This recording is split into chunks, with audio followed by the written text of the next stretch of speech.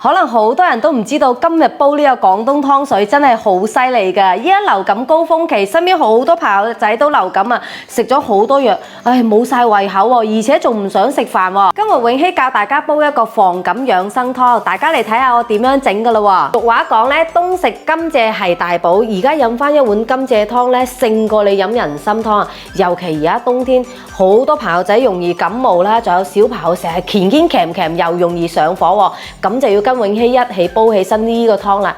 需要準備嘅材料咧就有以下：甘蔗1小節，然之後茅根咧用9克，雪梨咧就1隻嘅，紅蘿蔔咧就1隻，紅棗咧就放6粒咁就夠噶啦。首先咧將紙皮甘蔗咧去咗皮，切成一節節，再將雪梨咧一分為6，去咗啲雪梨心之後切成一塊塊。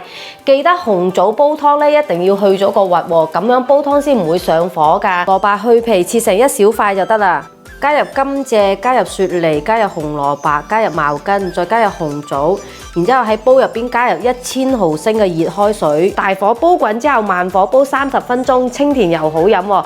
冬天暖飲就飲佢啦，大人同小朋友都好中意飲㗎。